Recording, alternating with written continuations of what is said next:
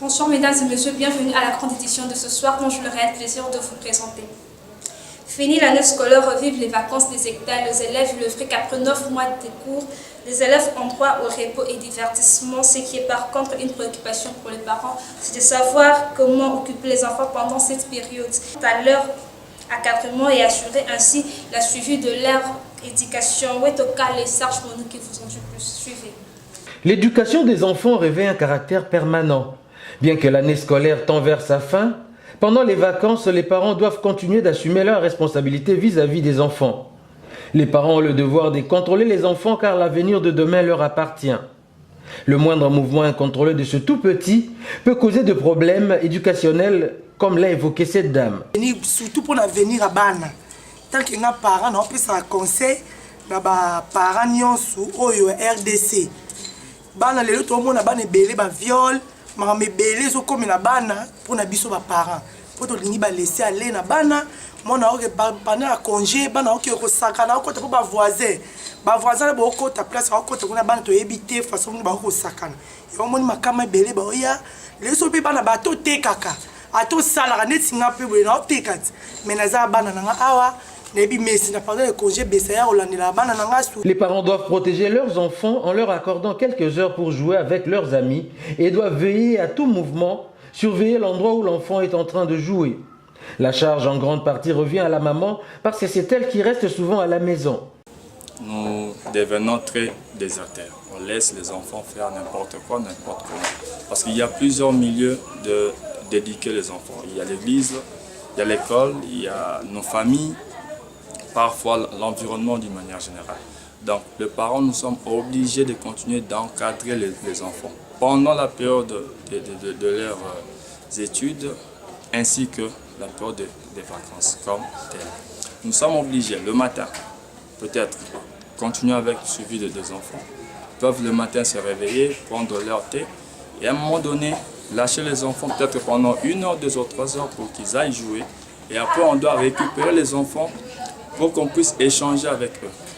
Le seul moyen de communiquer avec les enfants facilement et à tout moment, c'est pendant les vacances. En tant que parents, nous sommes obligés de veiller sur les enfants. Tout compte fait, les vacances, à vrai dire, ne sont que le prolongement de la vie normale et de la croissance de l'enfant. De ce fait, il revient aux parents de veiller à l'éducation de ces derniers, même en période de détente.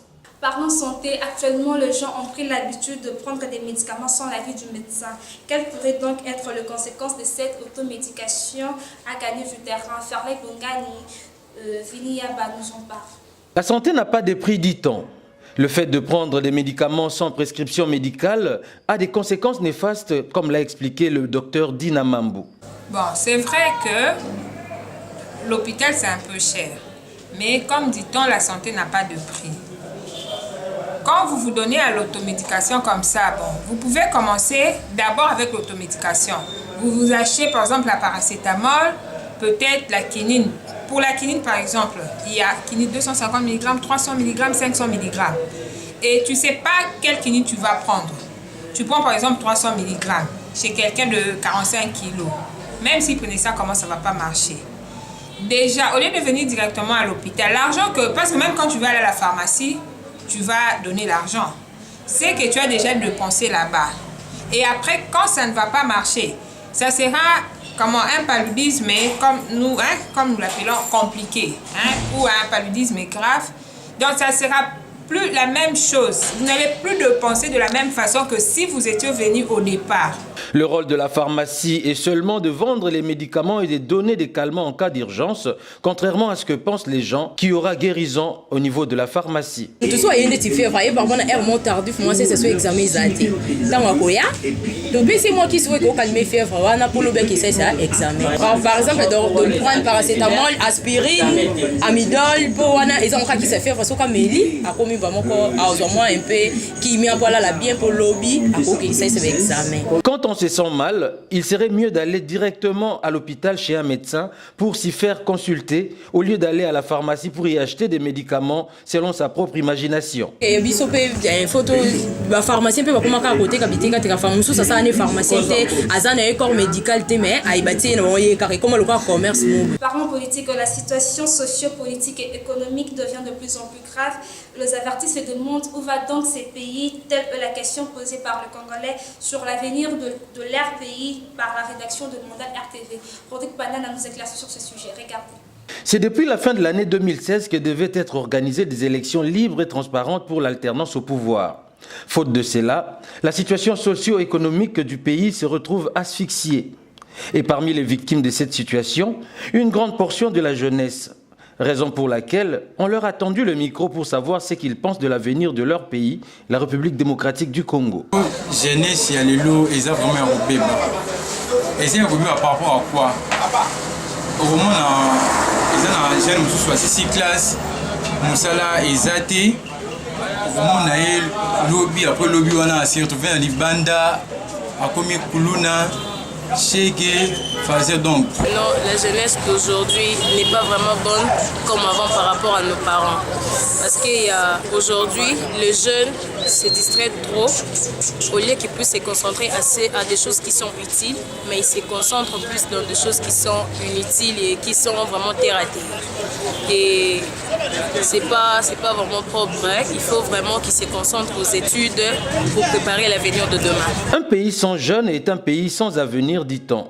Raison pour laquelle il est demandé au gouvernement que dirige Bruno Tshibala de résoudre tant soit peu la situation sociale du pays et de tourner aussi son regard sur la jeunesse. La ville de Beni, dans la province du Nord Kivu, à l'est de la République démocratique du Congo, a connu le jeudi 22 juin 2017 vers les avant-midi une attaque de miliciens Maï-Maï, une attaque qui a causé plusieurs morts et de blessés et même un explosif est tombé dans un centre d'examen d'État. Mais après la mise en place des dispositifs nécessaires par l'armée, tout est redevenu à la normale. Mia Limaya nous ont dû poursuivre.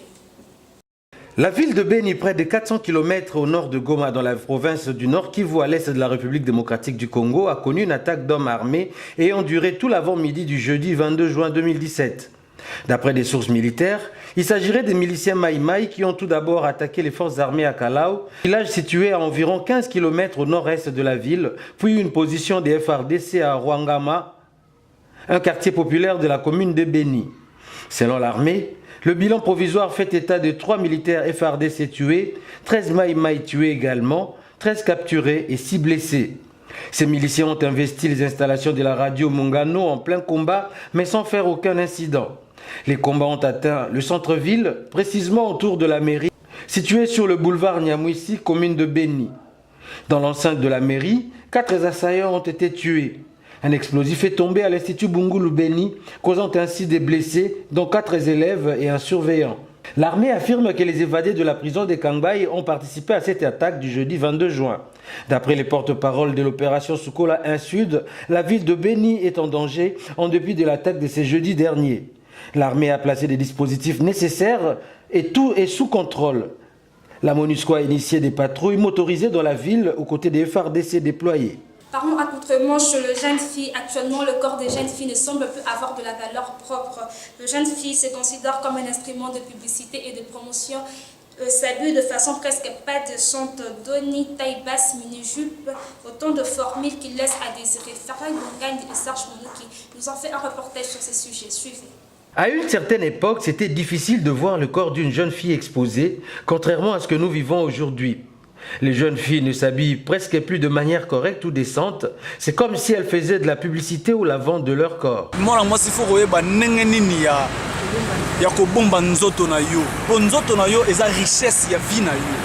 vois? Donc, vous êtes pas, même le danseuse, il faut abomber nzoto parce que demain on ne sait jamais. La vie continue toujours. La vie continue. Donc, il faut préserver nzoto. Et ça va bien. D'un certain point de vue, Les filles se marient par rapport à leur réputation. Seulement nos jeunes filles, surtout les jeunes filles, ne s'habillent pas de manière décente. Les filles ne s'habillent pas décemment.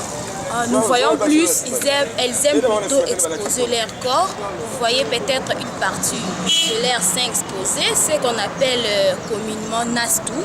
Également, il y a le ventre dehors, tout le nombril exposé, le dos avec des tatouages un peu partout.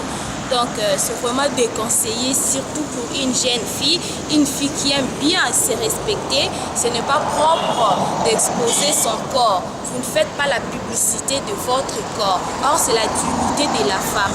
Alors, je conseillerais à mes sœurs, que je considère comme sœurs, de s'habiller de manière décente, de respecter leur corps pour la valeur de la femme africaine. C'est ici que nous mettons un terme à la présentation de ce soir, mesdames et messieurs. Je suis Flavie Aimé Eubin et de notre page, pourquoi pas, abonnez-vous sur la grande chaîne mondiale RTV. D'ici, portez-vous bien et bon suite de programme chez vous. Merci.